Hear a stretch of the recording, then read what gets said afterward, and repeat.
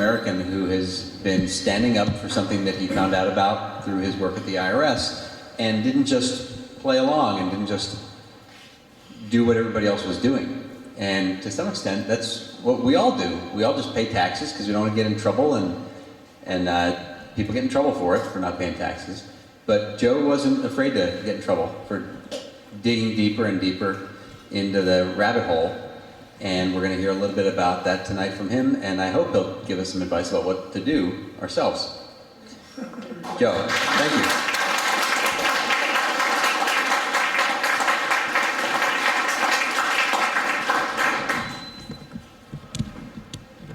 I got to make sure all the electrical stuff is working.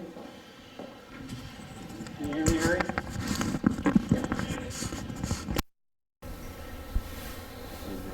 Oh, perfect, yes. Okay, and I'm not sure where best to stand, so I'm not, well, are we good? Yeah, we can see you very well.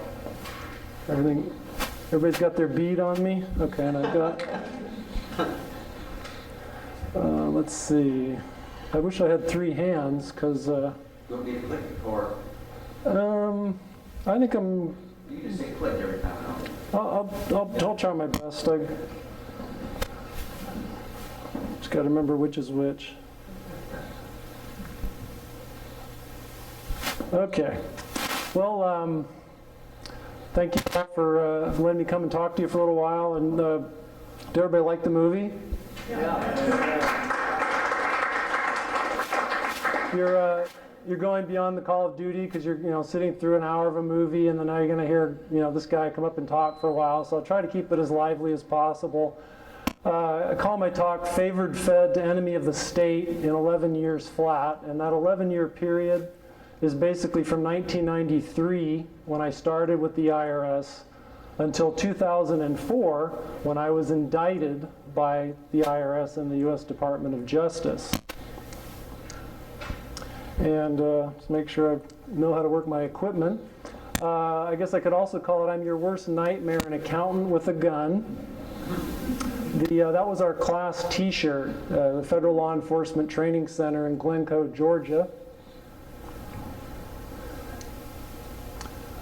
That's when I was sworn in over in the Oakland Federal Building back in 1993.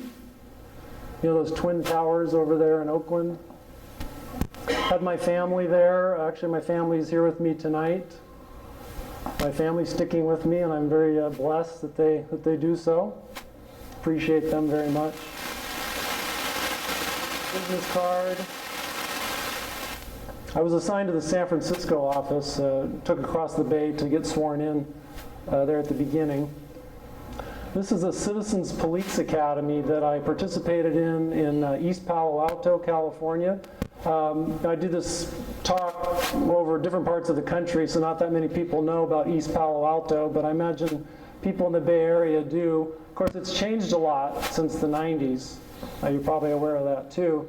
But we had a Citizens Police Academy. That was the East Palo Alto Police Department that had it, and they wanted me to help them. I think they liked me, but they also liked this piece of equipment that I had here. This was a $60,000, and that was back in 1996 dollars. A $60,000 piece of equipment there called a FATS machine, Firearms Training Simulator. And what it did is it broadcasted or put onto a screen with that little lens, a lot like this thing's doing here, full-size people, good guys and bad guys. And then see that there, that is a real Sig Sauer 9mm handgun, but the guts of the gun, the actual barrel, the bullets were taken out of it, and a laser, just like this, was put inside the gun. So you could take that gun and fire it at the screen, and it would register your shots, wherever you shot on the good guy or the bad guy.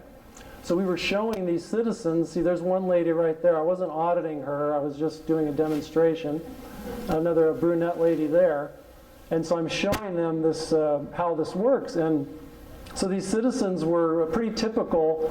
They would say to me, well, what we don't understand is, when the cops have to pull out their guns and shoot someone, why do they put it right there at center mass? Why don't they just shoot the gun out of the guy's hand?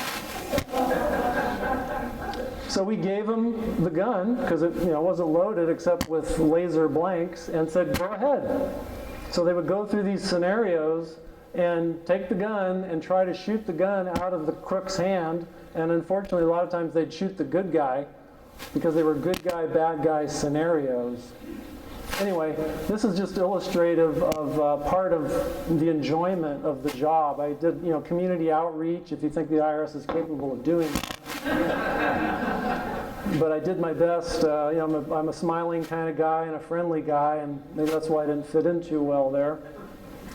But anyway, that was some of my nicer days there at the IRS. I come from a family of anti-government zealots.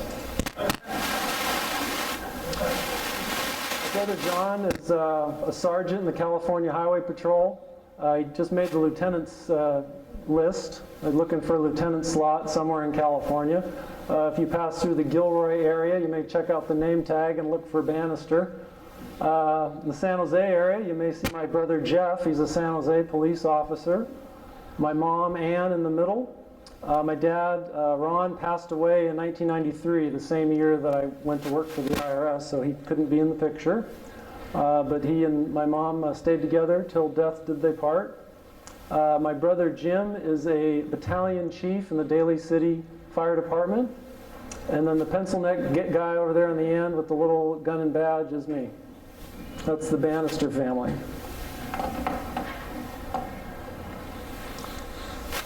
That's my Uncle Gary, 30 years with the Santa Clara County Sheriff's Office. Anti-government to the extreme.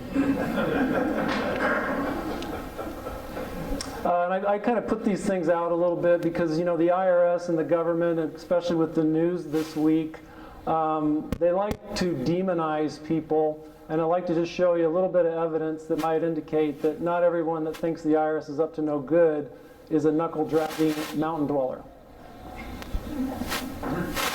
These were my scores in training, 95% academic average. I was elected class president by both training classes. There were 2 8-week training classes, elected class president of both.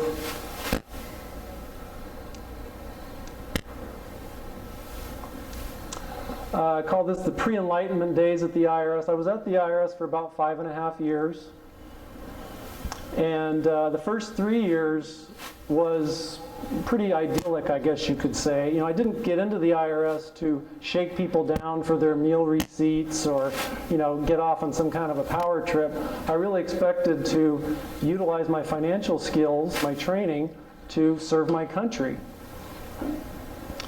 But just a little bit about my brief career there. I rose to the highest non-management grade, GS-13, before my 5th year employment anniversary. Received the Superior Performance Award, Sustained Superior Performance Award, and the Top Athlete Award. Was the Asset Forfeiture Coordinator for the Central California District, Organized Crime Drug Enforcement Task Force Coordinator, and Firearms and Defensive Tactics Coordinator.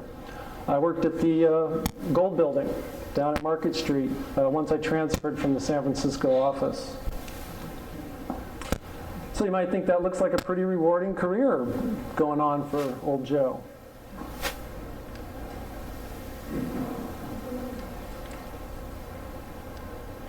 Well, there was an Enlightenment Process, and there's a radio station some of you may have listened to in the past called KSFO. And back in the late 90s, there was a talk show host named Jeff Metcalf. And he had a guest on his show that day. Her name is DV Kidd. And I felt like I was in the twilight zone. Well, I felt that many times over the last dozen years, but that day I really felt like I was in the twilight zone because Jeff Metcalf was such a stand-up guy. He was a Special Forces in the United States Army, But he wasn't a partisan kind of guy, you know, where the Republicans are always right and the Democrats are always wrong. He was about what is right or wrong, not who is right or wrong. And I really liked that about him. I also liked that he was very fervent about defending the Constitution and the rule of law. So I really was a big fan of his. Well, then one day he has this lady on his show, DV Kidd, and she starts talking about the income tax and the Federal Reserve and these issues that up until that point, I was led to believe, I was trained that, oh, people that talk like that are conspiracy theorists. They can't have any facts on their side. They just like concocting these wild stories. Well, but I thought, you know, Jeff Metcalf never concocted any wild stories. Actually, he seemed to report things that 6 or 12 months later, the mainstream media would start reporting, if they reported it at all. So I really thought Jeff was a stand-up guy and thought, well, but why would he have this kooky DV Kidd on his show saying these things about the income tax? And what is she saying? She's actually saying that most Americans aren't even required to pay it. And I remember driving in my car, I believe I was actually on 101. I used to work between East Palo Alto and San Jose because I had a lot of, you might imagine, money laundering cases in the East Palo Alto area back in the 90s. And I remember thinking, lady, you know, she said the income tax is largely a voluntary system. And I remember having my Sig Sauer 9mm on the left hip, and my handcuffs in the small of my back, and the shotgun in the trunk, and thinking, lady, this income tax ain't voluntary. I just thought there could not be, how could she be saying this and be truthful about it? You know, we have all this law enforcement gear. I go and interview witnesses every day. This thing is not voluntary. It's absolutely mandatory. But like the lady in the movie, or some of the people in the movie, I never actually looked. I went through grade school, high school, San Jose State University, all of the curriculum to get a degree in accounting. I passed the CPA exam. I went through all of the IRS training. The IRS trusted me to carry a gun and a badge around everywhere. I even carried a loaded firearm on airplanes. This was prior to the Patriot Act. And I thought, you know, I don't recall any of this information that would lead me to believe that DV Kidd could be correct.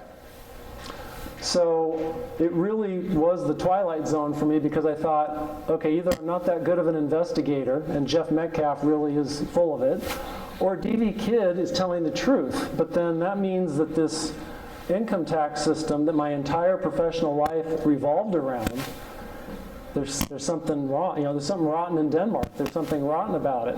So which is it?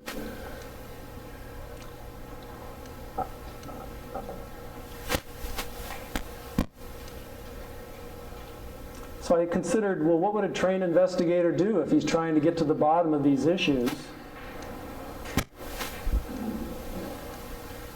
And I just went back to my training. Now, as I started to look into these issues about the income tax, I did it on my own time. It wasn't like I went to my boss and said, hey, you know, I want to do this little project. I want to start looking into the basis for the federal income tax. I figured, you know what, I still am a citizen of this country. I still have rights, First Amendment right, and I'm going to go and I'm going to just do this on my own time so that in case I'm going down the wrong path, you know, the government doesn't have to pay for it, right? The taxpayer doesn't have to pay for it. But I just simply utilized the skills that I already had.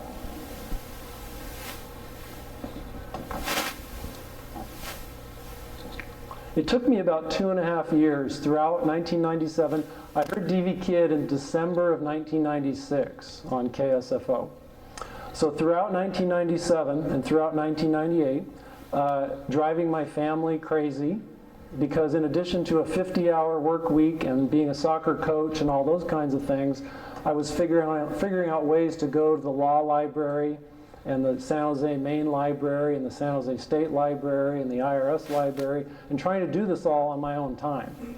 So really drove my family, especially my wife, very crazy with all the research that I was doing and fact-finding.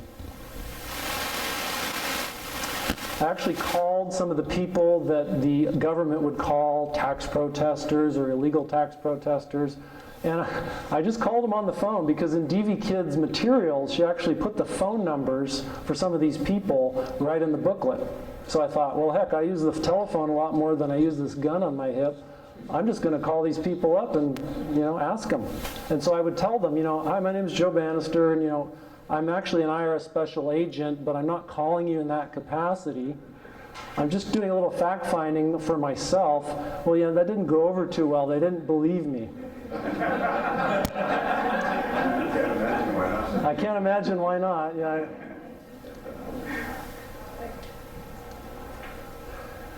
Well, I don't want to keep you here all night, so I'm going to move quickly. But basically, throughout that 2-year period, I gathered just all kinds of evidence. I mean, you kind of saw how Aaron in the movie, doing his documentary, he would go and dig and grab up court cases and try to, understand it as best he could. And I did the same thing.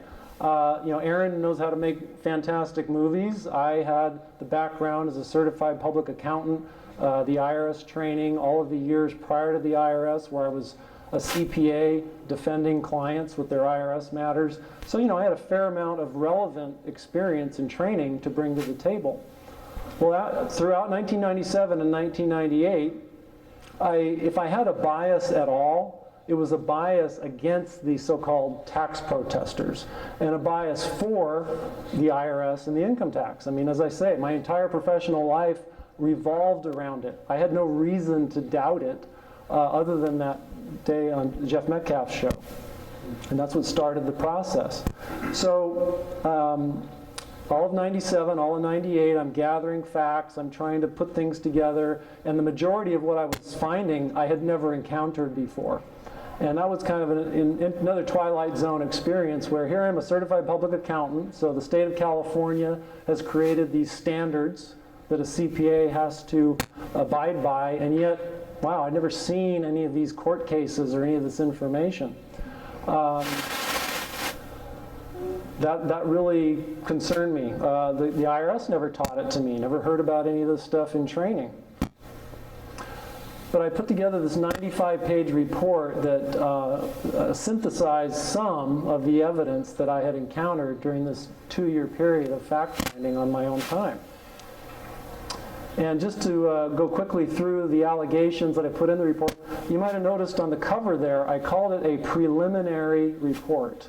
And the reason I did that is I'm a pretty humble guy, okay? Just because I find something and believe it's true, maybe I made a mistake. I'm not a Supreme Court justice, I'm not an attorney, but I was a CPA and an IRS special agent. I had a certain minimal level of skills, think I should be able to comprehend these issues. But I still called the report preliminary because I wanted to get the input from others, from my peers, at least at the IRS, if not other people. There were 3 chapters to the report. And basically, first, due to constitutional limitations, most Americans are not required to file income tax returns. The second, that the 16th Amendment was never legally ratified. And that lastly, the U.S. government finances its operations from the unconstitutional creation of fiat money, not with revenue from income taxes. Well, I presented my report and a transmittal letter to my IRS supervisors there on Market Street, and I gave them this transmittal letter with the report. And the gist of it was, if the IRS declines to conduct its own analysis or dismisses the evidence in this report without proper review, then I must tender my resignation. My oath to support and defend the Constitution of the United States was made to God, and I cannot serve 2 masters.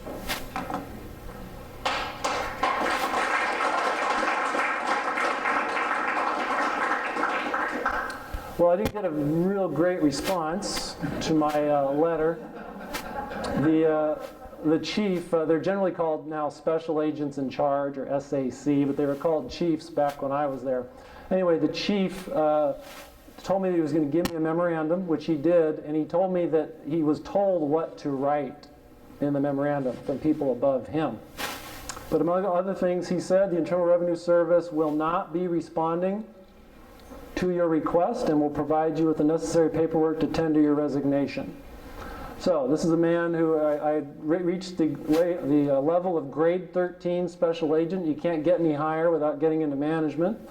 and I received all those awards. And I don't say that to boast, but I mean, I wasn't a slug, okay? I was somebody that everyone in the office thought was a hard-charging guy. If they were going to go in on a search warrant with guns drawn, they wanted me on the search warrant. If they had all these boxes of records to figure out a case, they'd want me to help. So I had a very good reputation right up until the time that I asked these questions about the income tax.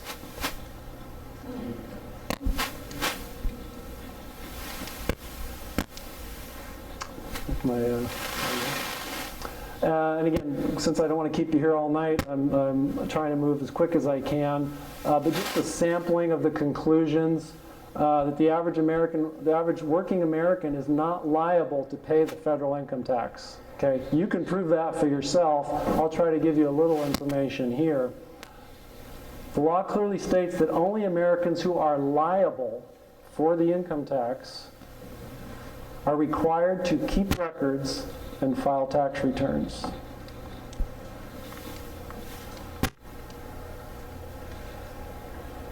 Now you might ask, well, does the IRS agree that you must be liable before being required to file a tax return? Let's find out.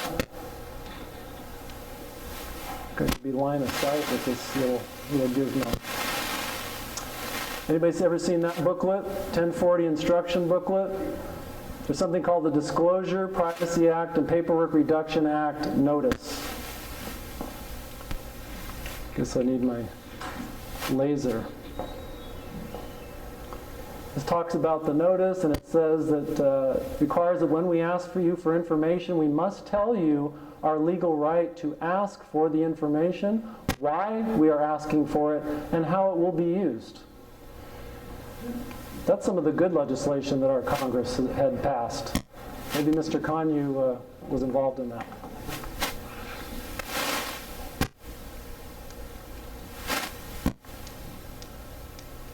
Wonder if we're getting a low battery on this baby. All right, so this is a blow-up of what I just showed you. Our legal right to ask for information is Internal Revenue Code Sections 6001, 6011, and 6012A and their regulations. They, meaning those sections, say that you must file a return or statement with us for any tax you are liable for. Your response is mandatory under these sections. Well, wouldn't you think with language like that, and that's what the IRS is telling you, the law says, because they have to. Because Congress passed a law telling the IRS, you got to tell people, if you're going to give them a form with information on it, why they have to give it to you. So the IRS had to articulate what laws require you.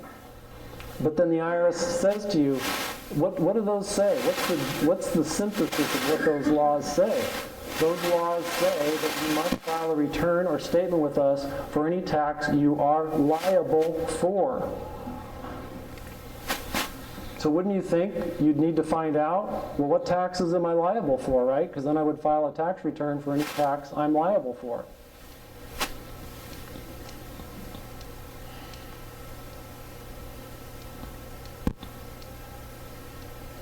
This poor battery's about done.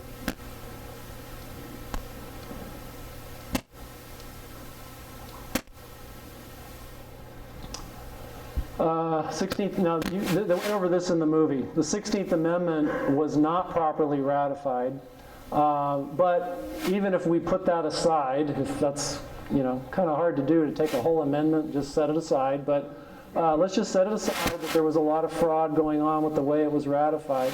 Even if it was fine, it did not expand federal taxing power. And I'm not telling you that. The Supreme Court has said so over and over and over again. For example, in the Brushaber case, the provisions of the 16th Amendment conferred no new power of taxation. Oh, batteries. Maybe, I don't know. For now, I can just buzz it like this. Poor Harry's going to have to follow me. Okay, thanks, let's see. Yeah, that works. And I just have to figure out how to go backwards. Okay, and you may remember some of these court cases from the movie. In the Peck versus Lowe case, the 16th Amendment does not extend the taxing power to new or accepted subjects. And by the way, I'm going to tell you at the end,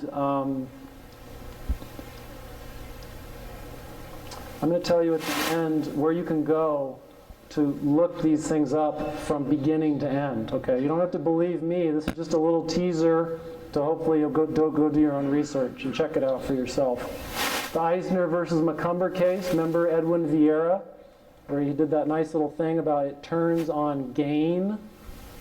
As repeatedly held, the 16th Amendment did not extend the taxing power to new subjects.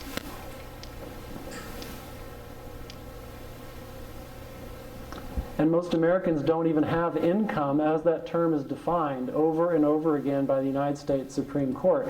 Now, Aaron in the movie pointed out that income, the word income, is not even defined in the Internal Revenue Code. Now, you might think that, well, there's something sinister about that. Actually not, because if you think about it, the word income, at least if you grant that the 16th Amendment, if you go to your Constitution book, you're going to see the 16th Amendment and the language in the 16th Amendment. In the 16th Amendment, the word income is in that amendment, okay? Just like the word direct or indirect is in the Constitution, okay? Or the term militia or tax or excise. And so the reason that the courts have to define what income is because if Congress could define a word, well, then they could pretty much define a word or a right out of existence. Right? They could say that a well-regulated militia has to fit on the back of a postage stamp, or something like that. I mean, that's an unrealistic example, but that's the reason that Congress can't define words that are in the Constitution. So just quickly, a few of the court cases relating to income. The gains derived from capital, from labor, or from both combined. That was in the Stratton's independence case. In Eisner, the same case that Edwin Vieira mentioned, a gain, profit, something of exchangeable value proceeding from the property, severed from the capital, being derived, that is, received or drawn by the recipient for his separate use.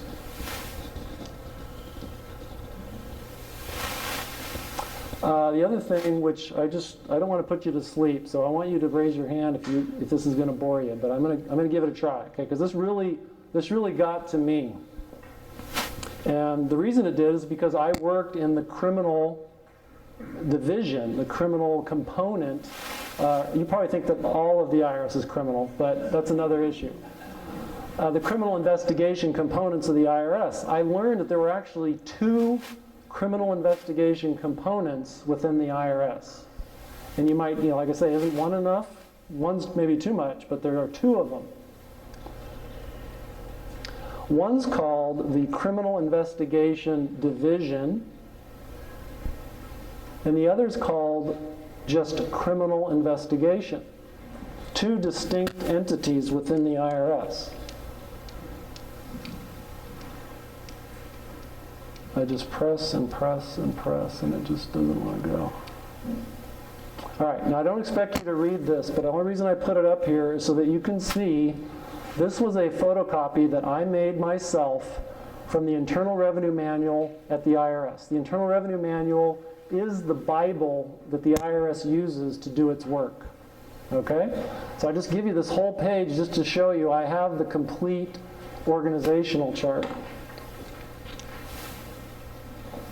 This is a blow-up of the top part of the chart. You can see where you've got the commissioner and the deputy commissioner, and you have these 3 positions here: chief financial officer, chief operations officer, and chief information officer. So I'm going to concentrate on the middle part, operations officer.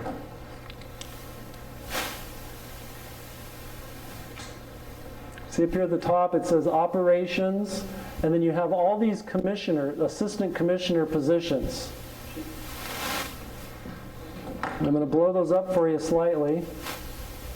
On the left side of that flow chart, you've got the Assistant Commissioner for Collection, Criminal Investigation, Employee Plans and Exempt Organizations, Examination. And then on the right side, which I just blew up here at the bottom, you've got International, Returns Processing, and Taxpayer Service. So there were all these different assistant commissioners who had their specific jobs to do, okay? So I want you to key in on two of these. One is up here. There's an Assistant Commissioner Criminal Investigation, and there's also an Assistant Commissioner International.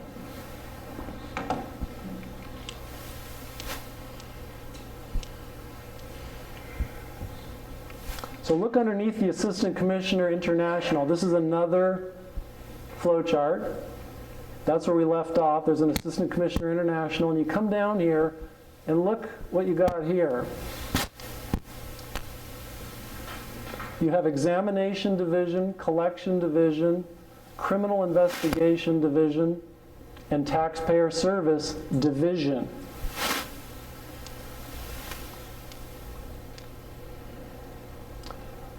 Now, the Internal Revenue Manual doesn't have just charts. There are actually descriptions, narrative descriptions in the manual. And I'm going to show you.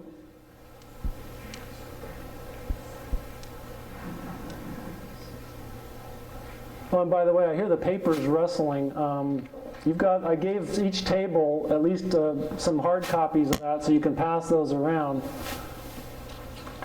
This is on page... should be on your page 4 for those that have the document. Okay, this is where it gets really, really fun. The Criminal Investigation Division enforces the criminal statutes applicable to income, estate, gift, employment, and excise tax laws, as well as applicable Title 31 and Title 18 violations per the IRM, involving United States citizens residing in foreign countries and non-resident aliens subject to federal income tax requirements by developing information concerning, and then it goes on. So I'm going to show you in a moment that I worked for the Criminal Investigation Division, okay? But it says in their own manual that the Criminal Investigation Division investigates these issues involving United States citizens residing in foreign countries and non-resident aliens subject to federal income tax requirements. It doesn't say anything about Joe and Jane here at Harry's who came here after work. It's only talking about Americans who work abroad or foreigners who come here to work. I thought that was very, very odd and strange.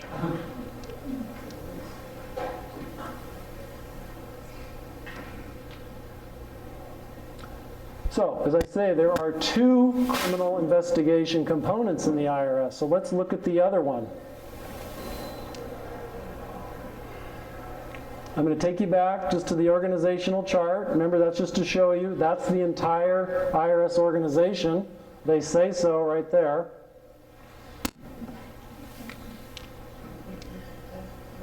We got the deputy commissioner, the commissioner, and the three guys or gals down here, right? Okay? And remember, then we had all the assistants, all the assistant commissioners. Okay, well now we're going to look at the Assistant Commissioner Criminal Investigation. We just looked at the Assistant Commissioner International and the Criminal Investigation Division beneath that guy. Are you sticking with me? So in the Assistant Commissioner Criminal Investigation, if you look through here, you will not see anywhere where it says Criminal Investigation Division. Okay? But they do have a component called Criminal Investigation without the division part. And it's hard to see, and I really don't have time, and you guys will probably fall asleep before I finish, but I just want to show you, and again, on the handouts, for those that are looking on, you can read both of these and compare what the functional responsibilities are of the criminal investigation department and what are of the division, okay? And I think you'll see that oddly, but it actually fits into everything that I've studied and, you know, people that I interact with, lawyers and CPAs, that there's a good reason for this, is because actually the income tax laws as they are written do apply to situations where Americans are working abroad or where non-resident aliens might come here. Then the constitutional restrictions to federal taxation don't apply. And so that's the legitimate function of the IRS.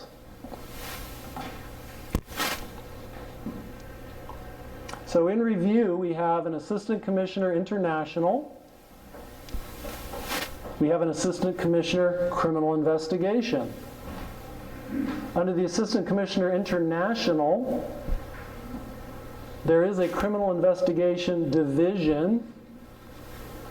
And look at these really powerful words. It enforces the criminal statutes involving United States citizens, but it's not just any United States citizen, it's United States residing in foreign countries and non-resident aliens.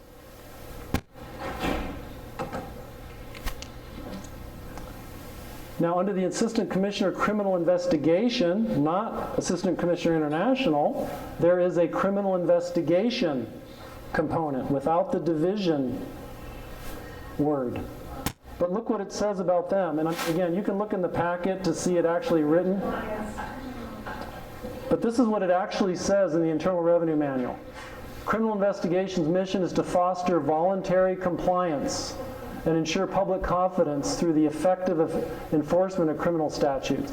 So remember how the other one, it says enforces, like I'm an enforcer. But if you do something through the enforcement of, is that as powerful? Is that you that's doing the enforcement? So anyway, I don't want to totally put you to sleep, but I hope that, did that kind of make sense? Well, I worked, this is the last part that I'm going to show you. So Joe, which criminal investigation department did you work for? Well, this is my promotion certificate when I was promoted to grade 12, step 2, right there.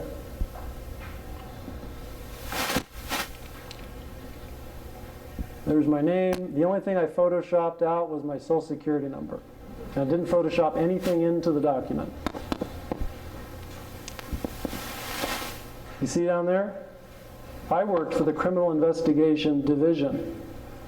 So here I was hired in San Francisco, transferred to San Jose, worked there for 5.5 years, and it wasn't until the tail end when I was trying to sift through, thousands of pages, tens of thousands of pages of evidence, did I come across these internal documents in the IRS that told me that the Criminal Investigation Division, I should have been investigating Andrea Bocelli when he came to sing in Las Vegas. Or some San Josean that Apple sent to work over in Europe. And so says the IRS in their own internal manual. So this isn't me talking, this is just me uncovering this information and bringing it to you.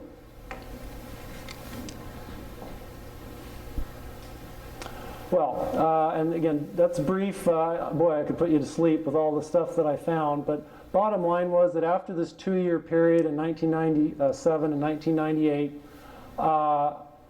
I couldn't help but at least preliminarily conclude that there were some real bad things that the IRS was doing. A lot of lies, a lot of deceit, a lot of unanswered questions at a minimum. So what I did was I presented all this information, as I said earlier, and I got that memorandum that I did that sent me home for 7 days of unpaid leave. And so they didn't fire me, they just said, tell us what you're going to do 7 days from now. And they sent me home, they took my firearm away, and basically came back after that 7-day period. And during that 7 days when I was off work there, I decided that the best course of action would be to resign. And the reason I chose resignation was that I was also finding information that indicated that the IRS would love to destroy people's reputations. so that they would not be believed, so that they couldn't be hired, so that they were just destroyed economically and their reputations. I decided that it might be better, maybe kind of like Seinfeld, or everybody, they want to leave at the top, right? Before the show takes a dive, they want to leave at the top. So I left when I still had my reputation intact, realizing that this was quite a story to tell, and didn't want them to destroy my reputation. The people at my office, I pretty much trusted them, but the agency itself, and of course you've seen this in the news, especially this week, they're not exactly the kind of people you want to trust with your reputation. So I created this letter of resignation to the Commissioner, Rosati. You might remember him from the movie, the one just before Pinocchio showed up there, where he talked about 100% enforcement success. And I said, based on the obvious futility of continuing to work for an agency that has standards and practices so different from what it professes, and standards and practices so contrary to my own, I'm officially resigning from the position of IRS Criminal Investigation Division Special Agent, effective as the date of this letter. And I actually resigned on my birthday, February 25th, 1999. Interestingly enough, the 16th Amendment was proclaimed to be ratified, officially unveiled, on February 25th, 1913. And I was born on February 25th, 1963. And then I resigned from the IRS on February 25th, 1999. So that February 25th, when it rolls around, I got plenty to think about.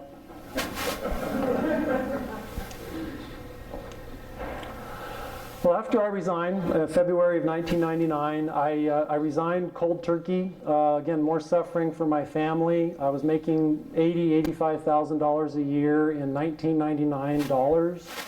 And my family had stuck with me and suffered through $10,000, $20,000 pay cuts to get in the IRS, 16 weeks of training where I left my wife with little infant baby and a my older son, who was maybe a little older at the time.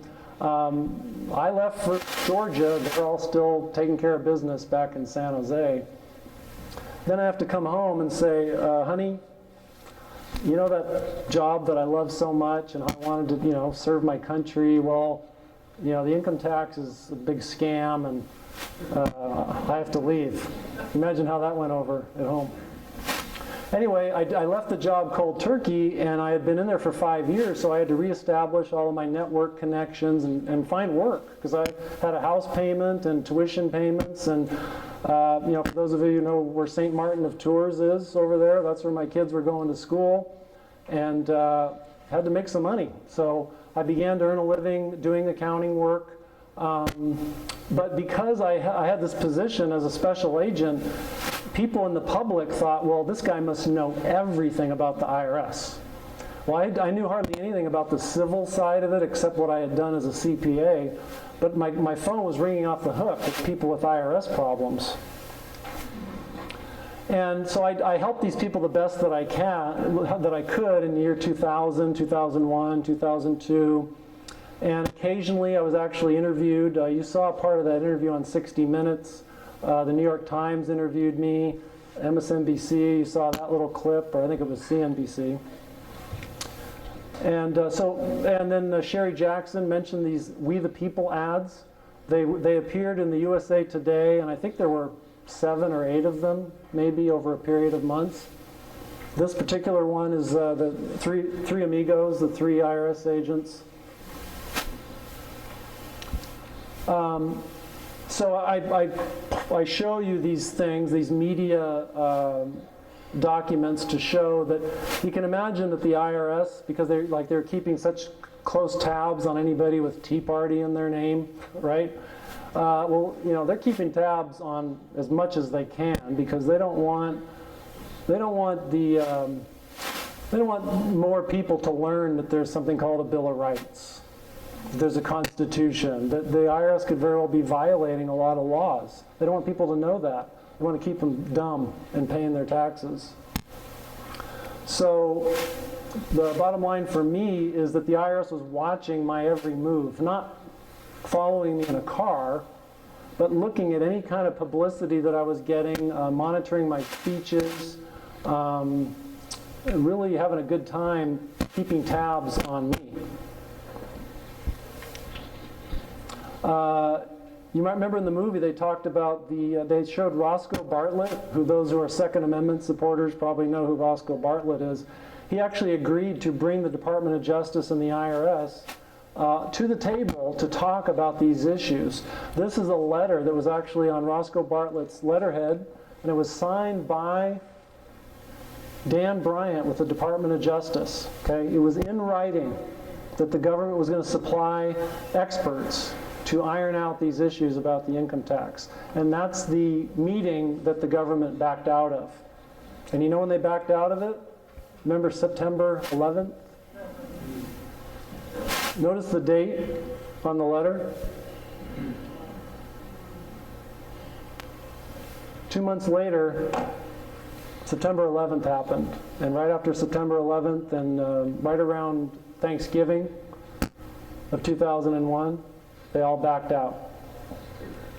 And of course, the public was focused on what? 9/11.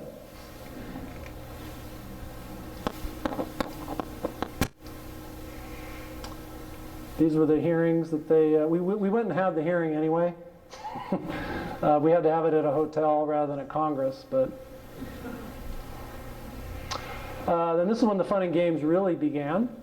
In November of 2004, I was indicted with 4 federal felony counts, along with my client. And the IRS and the Department of Justice, they've got a well-oiled publicity machine.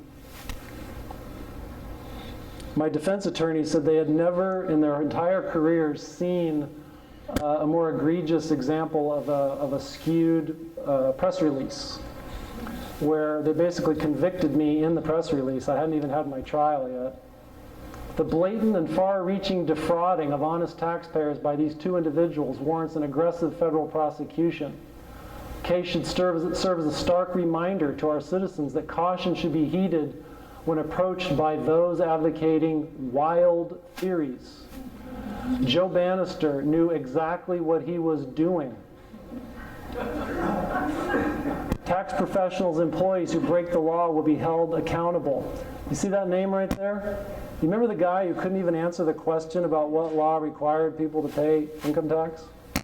Same guy.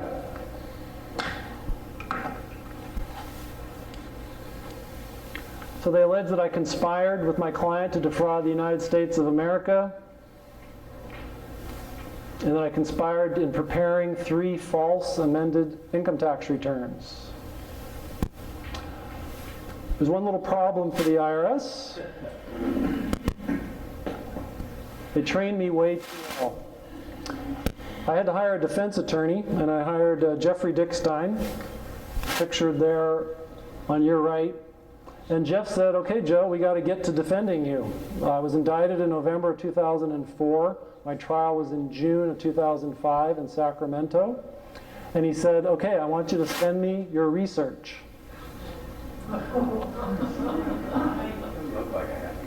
Yeah, Jeff's about 5'7", 5'8". There's 18 boxes there. So that's how much I had gathered. Now there were some photocopies, so there's some duplicate documents there, but that gives you an idea of how much research I had done between 1997 and November of 2004. I had to get something to cook up my wild theories. So in the trial, the prosecution started with the dirty tricks before the trial even began. They tried to disqualify one of my 2 defense attorneys on the eve of trial. They had a 28-year veteran IRS revenue agent who testified. He really had a lot of great credentials. The only problem was he couldn't point out anything false in the tax returns that I allegedly prepared falsely. And what's interesting is, if those of you who know the legal procedures in court, there's direct examination and there's cross-examination. On direct examination, the prosecutor's asking their star witness, getting all these great facts out of the guy. But he never says anything about where the returns were false. And then when my defense attorney does the cross-examination, well, then this agent, who's the government's agent, the prosecution's agent, starts talking about all the things that are correct about the tax returns. Now here I am being prosecuted and potentially sent to Club Fed, and their star agent can't point to anything bad about the returns or false, and on cross-examination starts pointing out really good things about them. The jury's thinking to themselves, why are we here?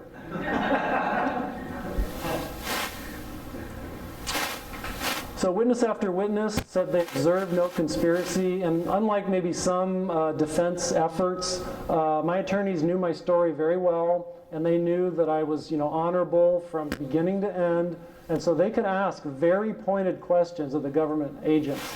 They would come right out and say, did you ever observe any conspiracy conduct whatsoever? And they had to answer no.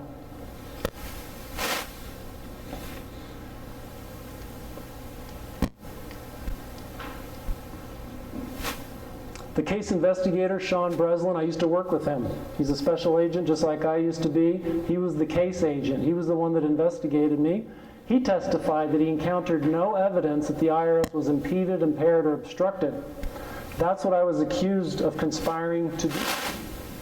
And the case investigator had to testify, I didn't see any evidence of that.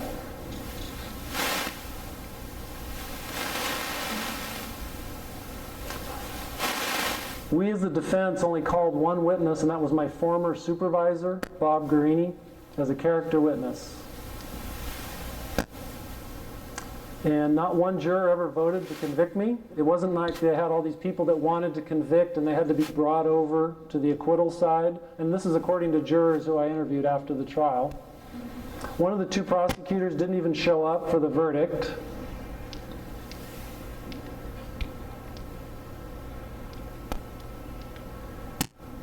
And I was found not guilty on all the counts.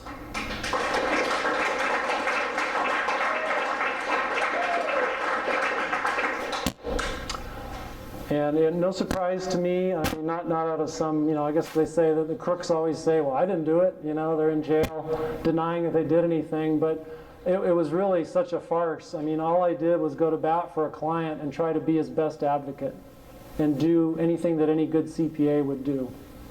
And for that, they prosecuted us for it. But I did have one consolation for all that injustice. And that was the media's very accurate and truthful portrayal of my acquittal.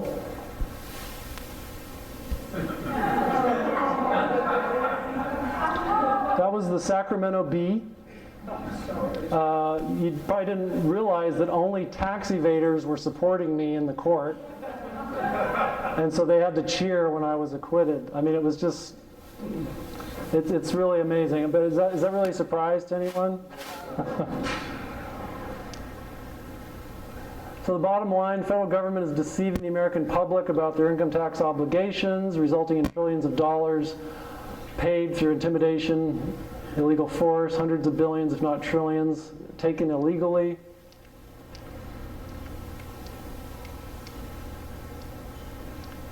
If Joe can just figure out these little machines. And I just encourage you to not stand by while the media and the government demonize law-abiding citizens who know and assert their rights. Again, current events as an example. Let's speak up and defend them.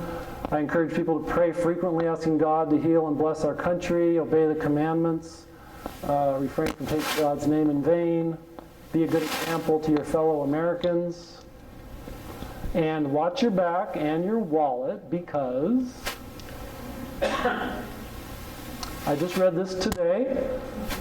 The IRS official that was in charge during the Tea Party targeting is now going to run Obamacare.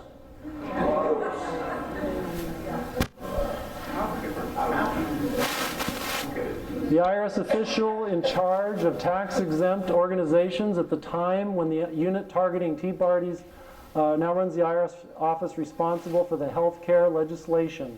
Sarah Hall Ingram served as commissioner of the office responsible for tax-exempt organizations between 2009 and 2012. Ingram has since left that post and is now director of the IRS Affordable Care Office.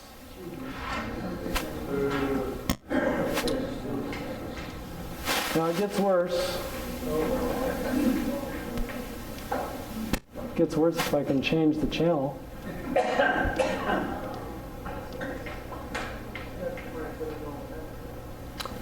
Did you know you might be labeled as a terrorist? In fact, everyone in this room who watched that movie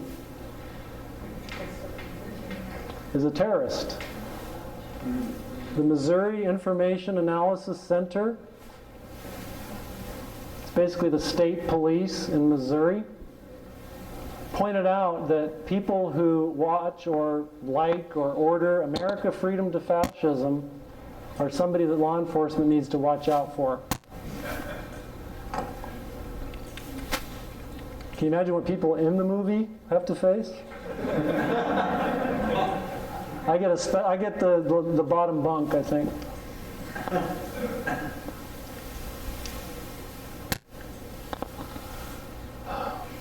But this MIAC report, it specified that supporters of candidates such as Ron Paul, Chuck Baldwin, Bob Barr are militia-influenced terrorists and instructed Missouri police to be on the lookout for supporters displaying bumper stickers and other paraphernalia associated with the Constitutional Campaign for Liberty and Libertarian parties.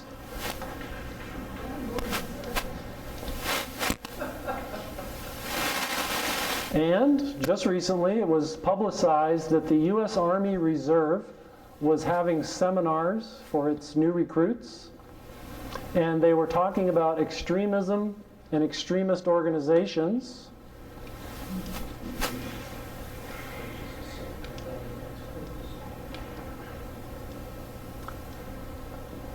And I won't show you the entire class, but they did say extremist organizations' goals are inconsistent with the Army's goals, beliefs, and values with regard to equal opportunity.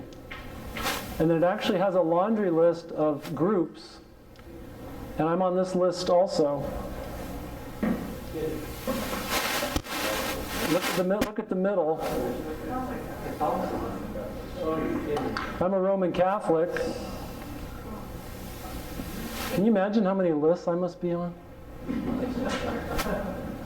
No, this is not real funny, but that's what's going on. That's the kind of training that's being done at the local level, the state level, the federal level. There's a lot of demonizing going on. So, in conclusion, on the web, if you're taking any notes, agentfortruth.com, good website where you can find a lot of good information. freedomabovefortune.com, that's the website that I started when I first resigned from the IRS. josephbanister.com. We're from the nonconformist Banisters. We only have one N in our name. And truth-attack.com. Remember how I said at the beginning of the talk that I would point you to a place where you could get more information. And I would highly recommend that you go to truth-attack.com. There's a, I think I have to click one more time. Yeah, there's a menu item where it says Law Library. And it's an excellent place. It was authored, the whole section was authored by a tax attorney named Tom Cryer. He's deceased, he died just a year ago, but you'll find a lot of very good information, a lot of details about some of the stuff you saw in the movie, or may have heard in my talk. And I think that's about it. That's it.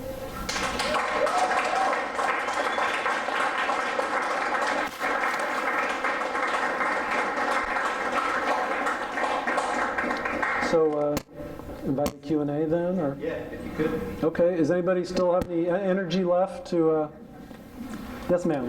I got a letter about 2.5 weeks ago from their telling me to be audited. I was randomly picked. I probably shouldn't be paranoid because I gave to Tea Party, the Boy Scouts, my church, the NRA.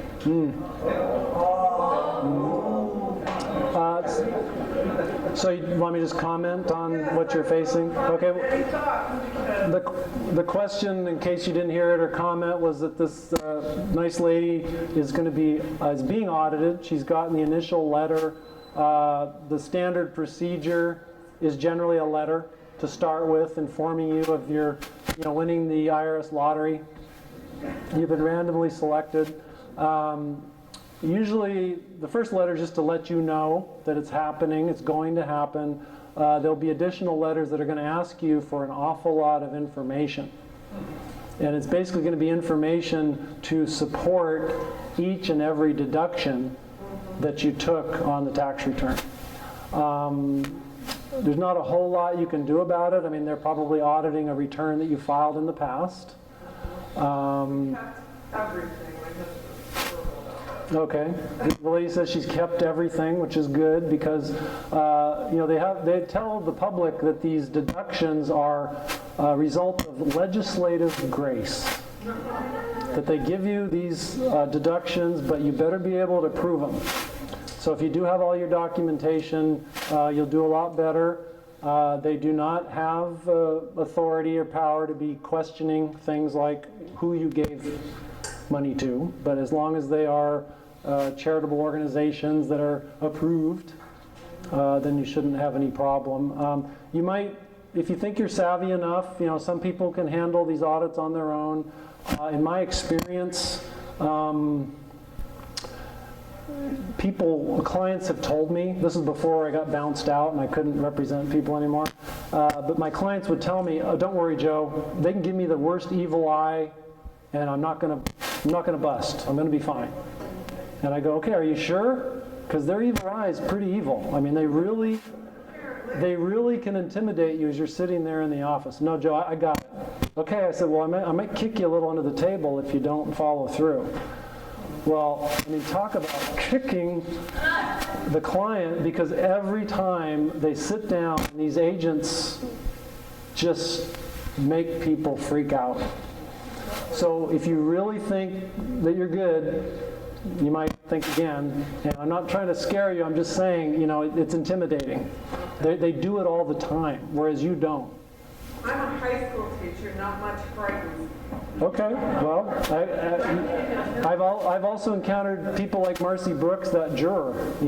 I helped to facilitate Marcy getting there, and there are people, it doesn't matter, male, female, 4 feet tall, 8 feet tall, who can make mincemeat out of the IRS, but better to just give them only the information that's absolutely necessary, and document if they try to ask things that kind of don't sit well in your gut. Document it. Try to do as much as you can in writing, and if you can afford it, and get a CPA who's experienced, it might be worth your while. So hopefully that helps. Yes, sir. So you're talking about in these audits, is that something that's just internal to them, or are there techniques that the auditors use that aren't intimidating? The question is how do these techniques come about? What are their techniques? I think as far as how the techniques come about, a lot of what IRS agents do, they learn from their bosses and their coworkers. And there's this legal term, at least as far as I know, it's called secret law. And what it really means is that a lot of things that government workers do that's not explicitly laid out in their procedure manual is secret law. They're basically doing things that the law doesn't talk about. It doesn't lay out for them to do. And so you have to watch out, because the average IRS agent has a lot of autonomy in how they go about doing their audit. And again, pointing to what's going on this week in the news. You have these people who are called, I can't remember their name, but they were called specialists, who are supposed to evaluate these tax-exempt organizations. And these specialists didn't know the criteria that they were supposed to be looking at, 501c3 and 501c4. They didn't even know the criteria. They were more busy looking at what books did the people read.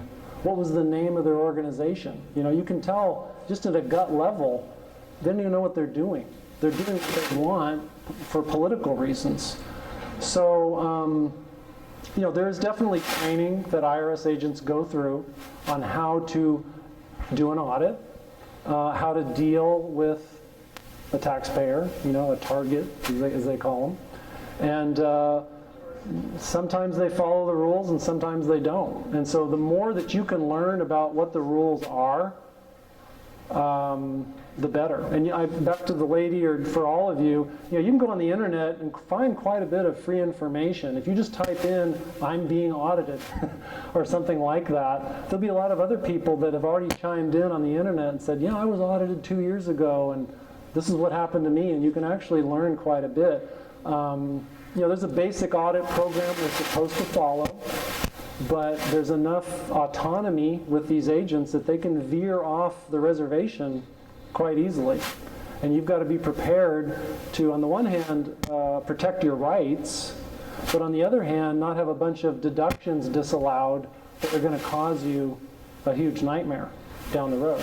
If they disallow a lot of your deductions, that's going to increase your tax, and then they're going to put penalties and interest on top of the tax, and it's, you know, going to create quite a nightmare.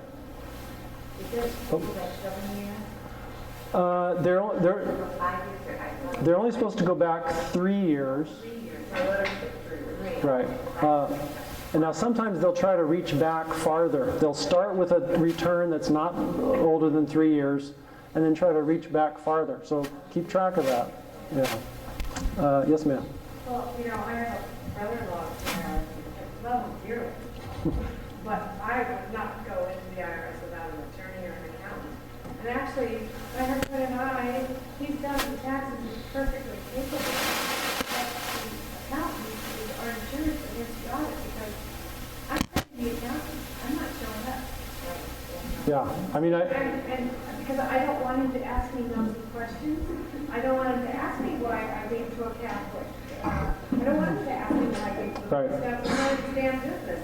Here's their 501c3 number, now you go take it up with them. Right. Leave me alone. right. So therefore, that's why I send an accountant who will handle that. And so I think one thing I would just tell you, get yourself an accountant and hand him all the stuff and say, here, go represent me. If there's something you don't know, get it in writing, how I say. Yeah, did everybody hear that? I think that's very good advice, and it's, you know, similar to what I was saying, that Don't let him come to your house. it's not like a way to put more money in the pockets of the CPA profession. I'm just saying from experience, you'll find that if you spend a few $100s on the representation, in the long run, with all the, you know, the absence of nightmares and the fact that you're not going to get railroaded or you know, manhandled kind of thing, it's generally well worth it to get a professional. And if you want to email me at josephbanister.com, I know a few people who are pretty sharp in doing that, and I don't make any commission off of giving you their names. It's just that I trust them like a brother, so I'd be happy to help. Yes, sir. As we say, Congress giving the IRS a license to steal. Congress has done that.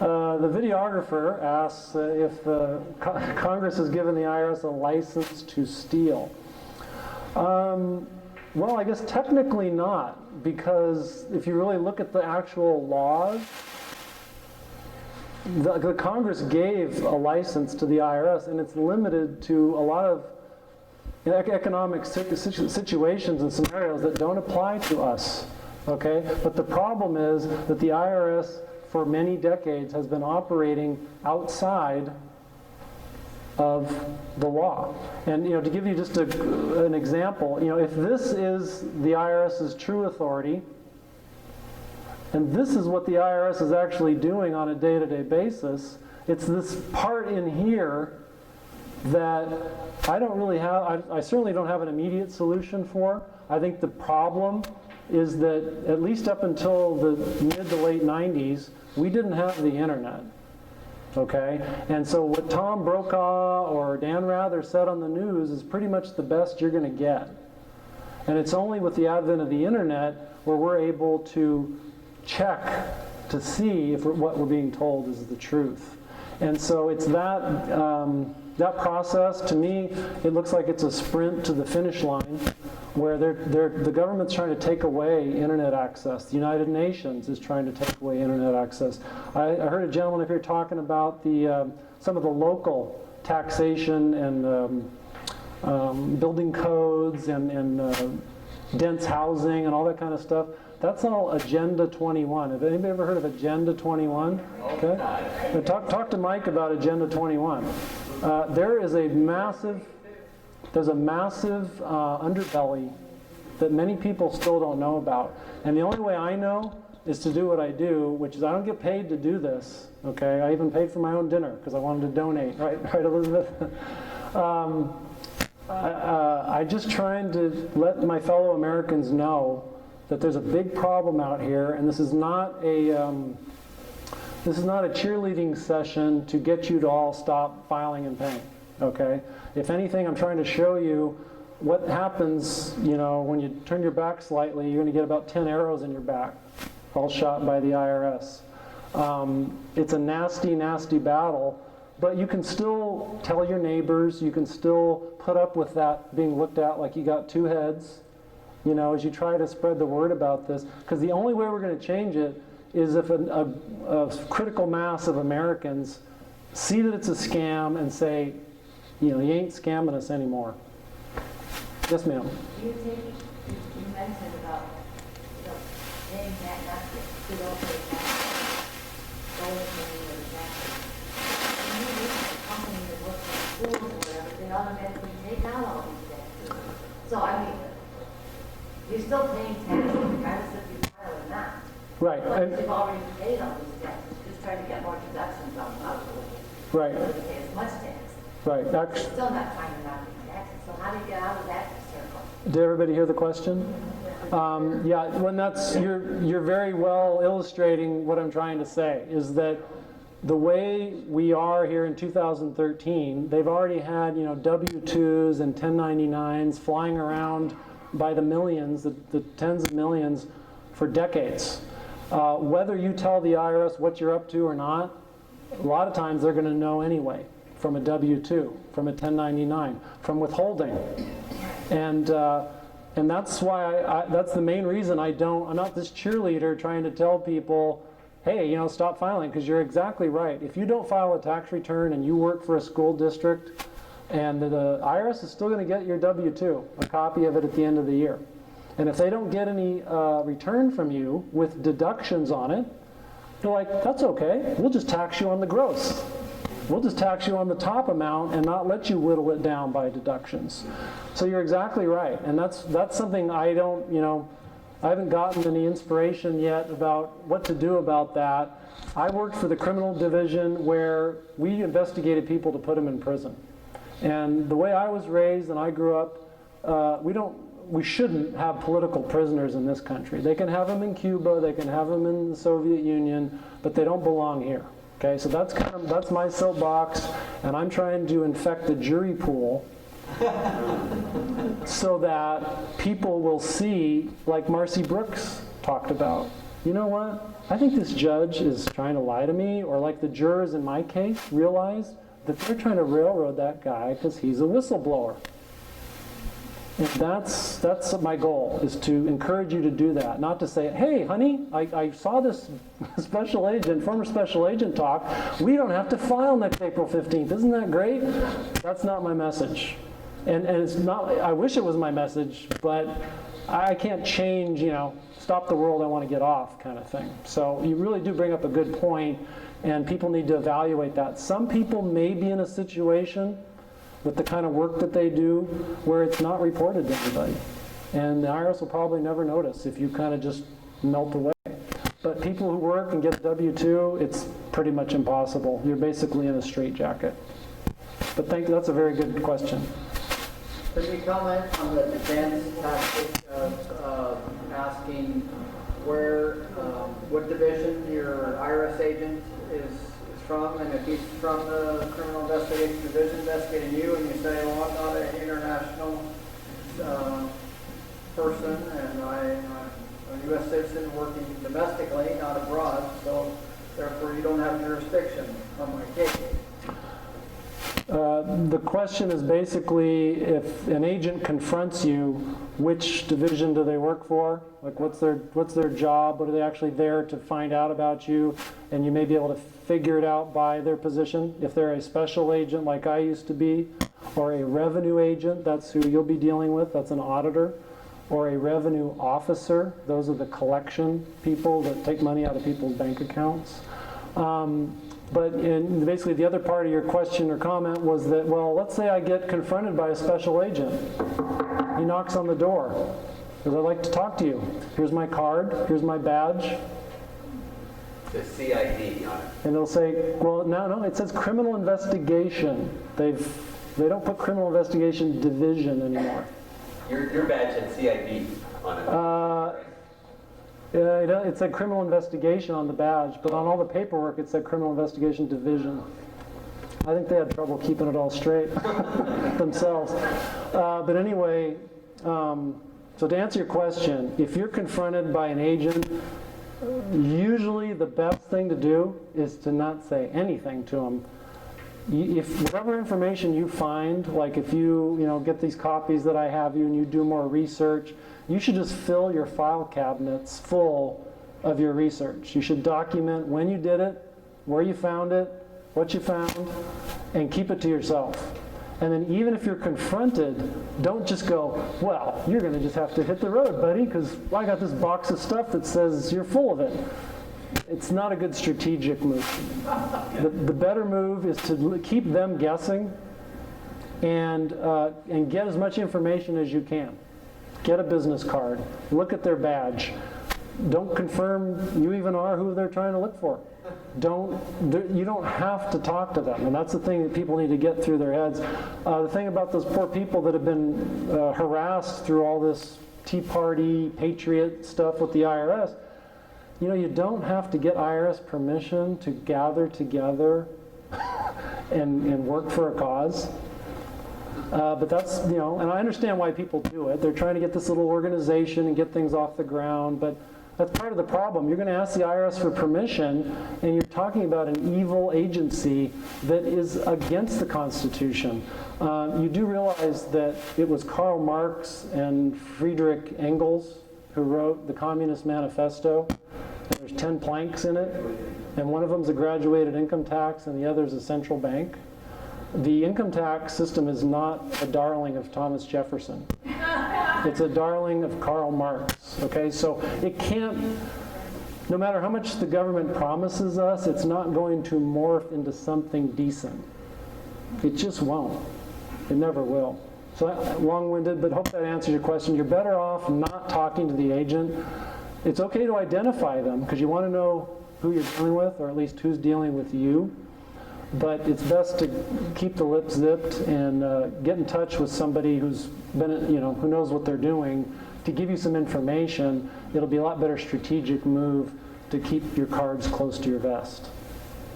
Yes, sir. I have two questions. Number one is, how long was your trial? The second question is, no, I forgot. I'll think of it in a second. Okay, I'll start with that. Yeah, The question was, how long was my trial? Again, it was in June of 2005 in Sacramento, and I believe it was about a week and a half. And years. no, it didn't go on for years, no. I would have if I got convicted and sentenced. It would have gone for years, but no. It was about a week and a half, and I believe the jury deliberated for a couple days. The other question I have is, I've followed you for quite a few years, and I admire all the things that you've said. My concern is, a lot of your data says Carson City, Nevada. Mm-hmm. I mean, you're hiding out from the IRS. Well, I'm not hiding, but I've definitely given up on California. What happened to me is, I can only tell you so much of the fun and games in an hour talk. But the Franchise Tax Board and the IRS have basically been like a wrestling tag team match as far as working with me. And so working together, I felt like I was just getting passed back and forth, pummeled over here for a while, then pummeled over there for a while. And I realized that I could enjoy a little bit more of life, liberty, and the pursuit of happiness being a Nevadan, because I'm only on this earth so many years. And the Franchise Tax Board is worse than the IRS. It's worse. And so I'm a Nevadan because I'm freer there, and I'm not hiding out at all. There's plenty of cameras in California. They know when I'm here. Thank you. Okay. Yes, ma'am. Two quick questions. Does California have a law like Illinois does, where if you're not liable federally to file, then you're not like Illinois, like the juror was saying? And the other question is, what do we do with Obamacare if we can't get rid of it? I mean, that's a separate form from your 1040. How do you, can you advise us in the future going forward how to? Well, I love when people in the audience pay close attention, and so I would give you a first prize for paying close attention to what Marcy said in the video. Just to recap for any that might have missed it, she was a juror in Illinois, and it was an Illinois tax case. Okay, so they were dealing with Illinois state tax laws, Illinois state tax returns, Illinois state tax bills. And she pointed out that in Illinois, the law is written in such a way that it starts with your federal requirement. So if you have a federal requirement, you have an Illinois requirement. But what if you don't have that federal requirement? Then you wouldn't have an Illinois requirement. So Marcy realized that, okay, and they were even during her deliberations. And yes, California is exactly the same way. And every state income tax scheme that I've evaluated, which is quite a few of them, all operate exactly the same way. A juror in California, if somebody came up with a similar case, could nullify or find not guilty based on the fact that it's not, you're not inapplicable law. Then it states that you're not required. So you could. And everybody hear the question? That if you're a California juror and it's a Franchise Tax Board criminal case, could you arrive at the same situation? You could if you get on the jury, okay? But you can imagine what these prosecutors are going to grill you about, So you might put that into the deep recesses of your memory that you watched a movie called America, Freedom to Fascism, and they're going to ask you all kinds of questions about, have you ever been charged with a crime? Have you ever dealt with the Franchise Tax Board? Have you ever had an IRS audit? They're looking for anybody, I understand they don't want bias, but they also don't want people that are knowledgeable about how the system works. So, I think it's good that you picked up that point.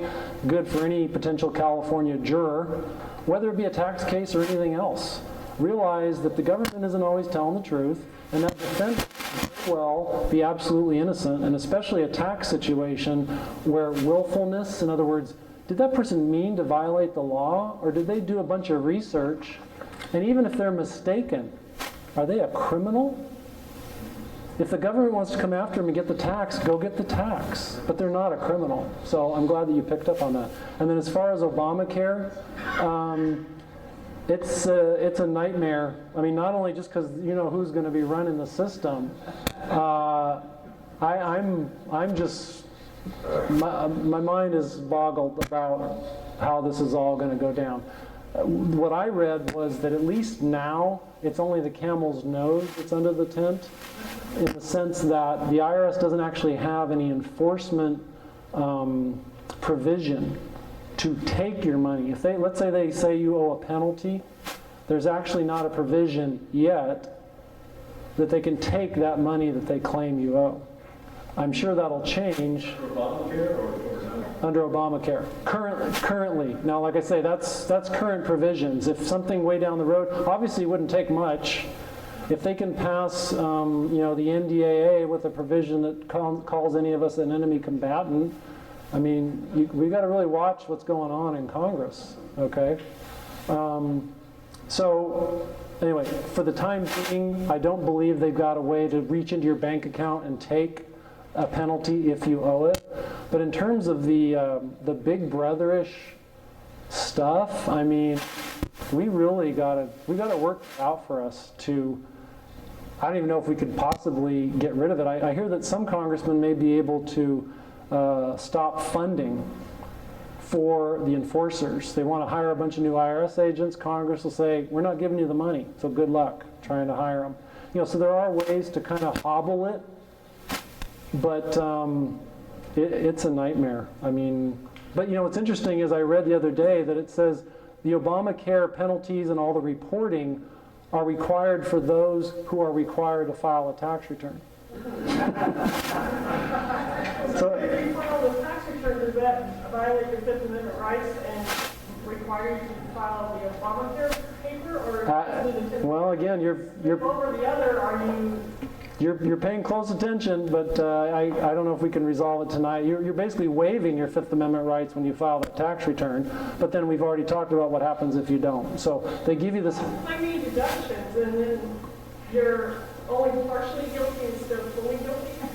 Well, I guess all I can say is another thing that is the public is kind of unaware of is that even though the IRS seems like it's this specter that's just like watching your every move, it's really this big lumbering bureaucracy that, you know, they only prosecute a few hundred people criminally, and there's over 300 million Americans, okay? So a lot of it is fear. It's the fear of the unknown. And I'm not saying that there's not going to be suffering over this Obamacare or these audits or things like that, but you know, there's still a bureaucracy, and they can be beaten, but you really got to do your homework, which you can. Can tell you're doing yours. Everybody's got to be as knowledgeable as this lady and ask these kinds of important questions. And the internet's a great resource to get a lot of the answers for free. We have Yes, sir. 3 hands up. Okay. Fear works both ways. Now, in your training, what did they say to you about misusing your power as an agent, as in this case recently of these countrywide IRS offices targeting the groups with Patriot or Tea Party or Constitution in their names? Did everybody hear the question? Subject to criminal prosecution, those employees of the IRS? They should be. I mean, there's one particular violation that I know of. It's called a disclosure violation, Section 6103, very strict disclosure rules.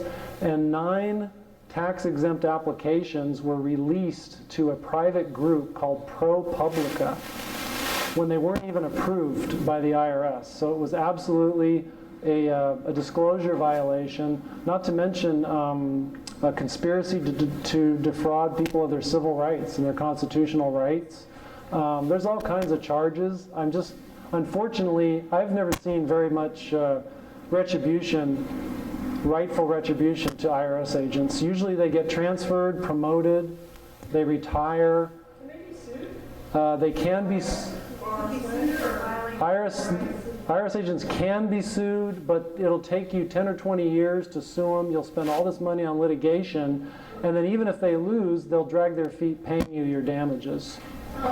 So it's really anyway, so I don't know if that answers, because John, you also talked about just the cutting both ways with agents, you know. Yeah, there should be prosecution. There should be penalties. No, there should be, and it's on the books. There are penalties on the books. I was mindful of those penalties. I didn't want to be silent. Well, actually, the penalty I was looking for was mostly from up above, but you know, for going against my oath. But the Treasury Rules of Conduct, the Title 18 Criminal Code of the Feds. I mean, there's all kinds of things that I wouldn't want to mess with because you know, they can be prosecuted. But really, the culture inside the IRS is, you know, take me to court. They're so brazen and disgustingly. Well, supposedly the Attorney General had appointed that investigation. I don't expect it to amount to anything, but it's all part of the same. Yeah. You mean Eric Withholder, the Attorney General? Okay. Joe, you had mentioned that we've got to get people behind us. Now, back in the 70s, when I was becoming a tax contester, I read an interview with Playboy of all things. They were interviewing the IRS Commissioner, and he said, "Oh, we have 98% voluntary compliance back then." But then a few years ago, I read that somebody from the IRS was going to Congress and saying, "Well, we think there's about 30% of the people who should be paying are not." So where do you think that a breaking point will come at 30% or whatever the number, close to a third? Where do you think that number where we can actually break the IRS will come if enough people say, "Hey, I'm not going to pay, I'm not going to file"? Which I did, by the way. The question is basically, what will be that critical mass? What will be that breaking point? My theory is it's going to be a while, because it's not going to be, people are going to have to get to that point where it's like, okay, am I going to put food on the table and take care of my family? Or am I going to give the money to the IRS? And we're getting closer and closer to that point. In many cases, some people may already be there. And I know at that point, I know what the decision is going to be. People are going to feed their families, and they're going to take care of themselves, and they're going to just tell the IRS to go jump in the lake. It's a self-fulfilling prophecy, isn't it, with the monetary system and the tax system? They're going to do it to themselves. They're breeding non-compliance by squeezing and squeezing and squeezing. So I don't know what day that will be, but that's why I would encourage you, when that day comes, the more you've educated yourself up until that day, the better prepared you'll be, because the IRS is going to reach out and try to make examples of people, but they're not going to get to everybody. So you want to try to be that hard target that they can't grab. Sir in the back. So just to kind of follow up on that, by the way, thanks to your wife, wherever she is. Do you see attitudes changing, and in addition to being a hard target and telling our neighbors, what else can we do to, support it? So the two parts, are you noticing a change between now and say the late 90s in terms of public attitude, and what in addition, do you have any little steps you can take as individuals besides telling? Yeah, so as far as the comment or question about what I've seen since the late 90s, I'm really encouraged. As I said, though, it's a sprint to the finish line, and the powers that be are bankers. I'm sorry to sound like a conspiracy theorist. They're bankers. They're international globalists who think of us as cattle. Okay, and they don't like our Constitution and all of the framework that they've put into place. This tyrannical framework is by design. And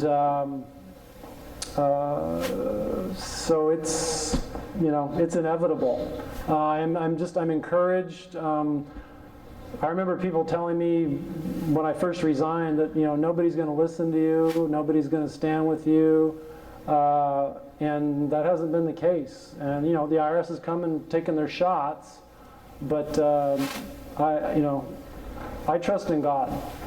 The Bible is clear. Christianity is clear. If you trust in God, then everything else will fall into place. And that's the best advice I can give to anybody.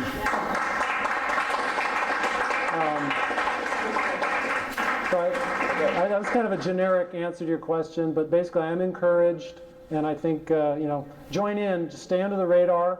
Encourage everybody to stay off or under the radar screen as best you can. Let me take all the arrows, I guess. Wow. Joe, thank you so much for coming out tonight.